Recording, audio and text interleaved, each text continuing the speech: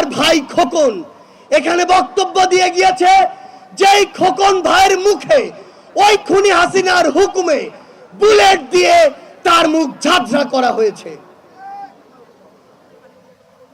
আমার টাঙ্গাইলের 18 বছর বয়সের ভাই হিমেল, যার মুখে ওই খুনি হাসিনার হুকুমে পুলিশের কিছু সদস্য 350 ছড়রা বুলেট মেরেছে।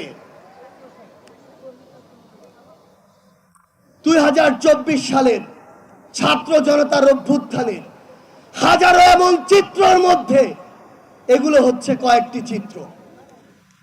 বিগত 16 বছর ধরে এই দেশে খুনি হাসিনা এই দেশের মানুষকে, জনগণকে বিভিন্ন ট্যাগ দিয়ে, বিভিন্ন রাজনৈতিক নাম দিয়ে, বিভিন্ন মতাদর্শের নাম দিয়ে যেভাবে খুন করেছে, যেভাবে জেলে নিয়েছে, যেভাবে মামলা দিয়েছে, হয়রানি করেছে, তা আমরা এখনই ভুলতে বসেছি।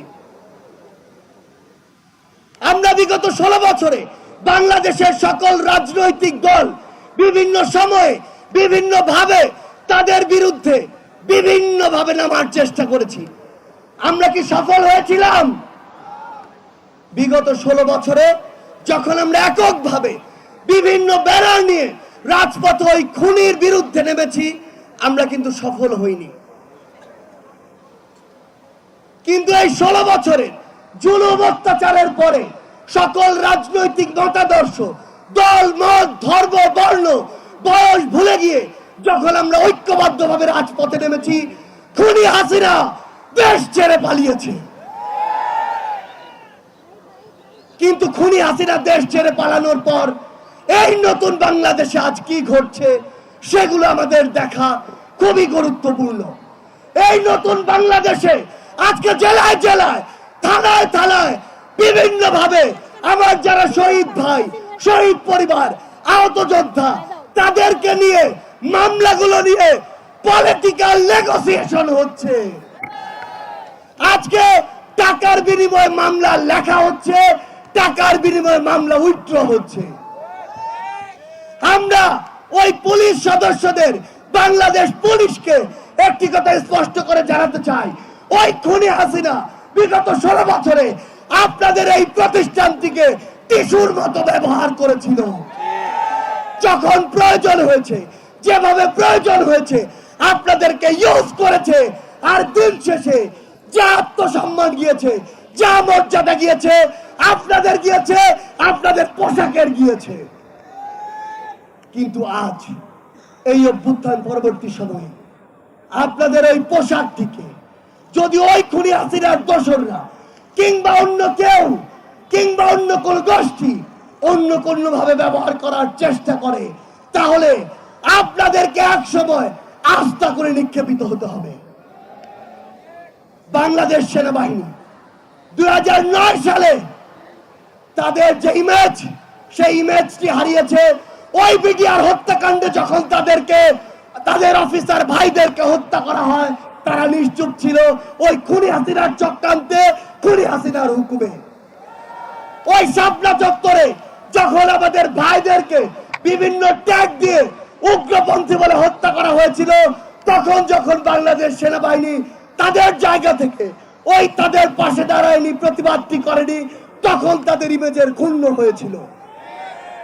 2024 সালে ওই কারফিউ দিয়ে খুনি হাসিনা যখন মসনদে টিকে থাকতে চেয়েছিল, তখন সেনাবাহিনী রাজপথে নেমে তাদের ইমেজের ক্ষুণ্ণ করেছিল। কিন্তু এই 24-এর অভ্যুত্থানে 5ই আগস্টে ওই খুনি হাসিনার হুকুমে এদেশের গণমানুষের উপরে গুলি না চালিয়ে, বুক ঝাঁঝরা না করে জনগণের পাশে দাঁড়ানোর জন্য সেনাবাহিনী তার পুরো আত্মসম্মান আবারও ফিরে পেয়েছে।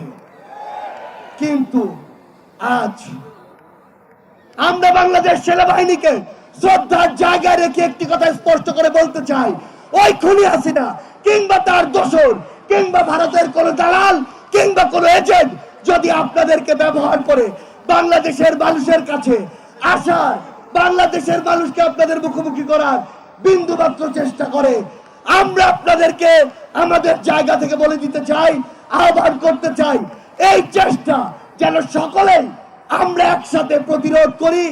আপনারা যেন আপনাদের জায়গা থেকে এমন কোন চেষ্টা বাংলার মাটিতে সফল হতে না দেন।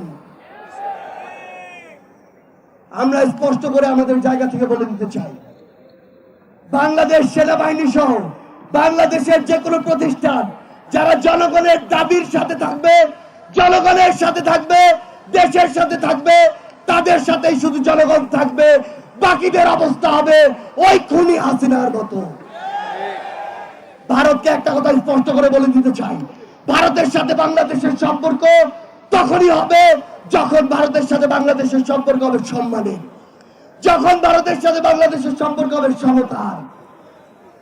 কিন্তু ওই ভারত বিগত 16 বছরে দেশের সাথে দলের যে সম্পর্ক করেছিল, ভারতের সাথে আওয়ামী লীগের যে সম্পর্ক করেছিল, সেই সম্পর্ক যদি আগামীতে তারা স্বপ্ন দেখে, সেই সম্পর্ক এই বাংলাদেশে আর কোনোদিন সফল হবে না। আমরা একটি কথা স্পষ্ট করে বলে দিতে চাই, এই বাংলাদেশে হিন্দু, মুসলিম, বৌদ্ধ, খ্রিস্টান, আমাদের পাড়ের ওই আদিবাসী ভাইরা আমরা একসাথে থাকবো, একসাথে লড়বো।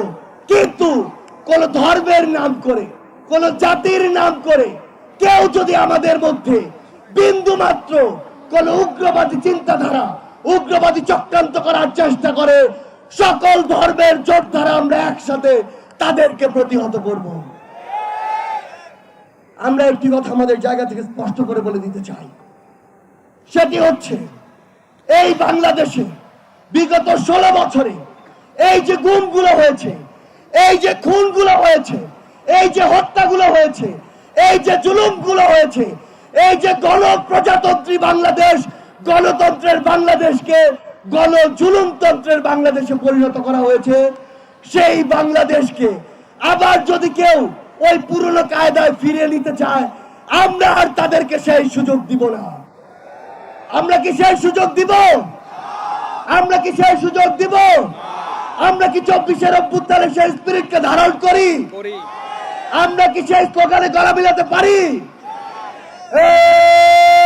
ফাঁসি ফাঁসি ফাঁসি চাই, খুনি হাসিনার ফাঁসি চাই, ফাঁসি ফাঁসি ফাঁসি চাই, খুনি হাসিনার ফাঁসি চাই, ফাঁসি ফাঁসি ফাঁসি চাই। দিল্লি না ঢাকা, দিল্লি না ঢাকা, ক্ষমতা না জনতা, ক্ষমতা না জনতা, দিয়েছি তো রক্ত, আরো দেব রক্ত, রক্তের বন্যায় ভেসে যাবে অন্যায়। আবু সাইদ মুক্ত, শেষ হয়নি যুদ্ধ, সাইদ ওয়াসিম মুক্ত, শেষ হয়নি যুদ্ধ, আবু সাইদ মুক্ত, শেষ হয়নি যুদ্ধ। আমাদের যুদ্ধ শেষ হয়নি, আমাদের লড়াই শুরু হয়নি। আমরা আমাদের লড়াইয়ের মাত্র প্রথম ধাপ অতিক্রম করেছি। আমরা বিশ্বাস করি ক্ষুদ্র ব্যক্তি স্বার্থ, দলীয় স্বার্থ, অন্য স্বার্থগুলোকে এক পাশে রেখে যদি 24-এর অভ্যুত্থানের মতো আমরা আবারও ঐক্যবদ্ধভাবে ওই ফ্যাসিস্টদের বিরুদ্ধে রাজপথে থাকতে পারি, তবে আমাদের যে বিজয়, আমাদের যে লড়াই, আমাদের যে সংগ্রাম, সেই সংগ্রামের বিজয় আবশ্যক। আমাদের আবারও দেখা হবে রাজপথের কোন লড়াইয়ে অথবা বিজয়ে। ইনকিলাব জিন্দাবাদ।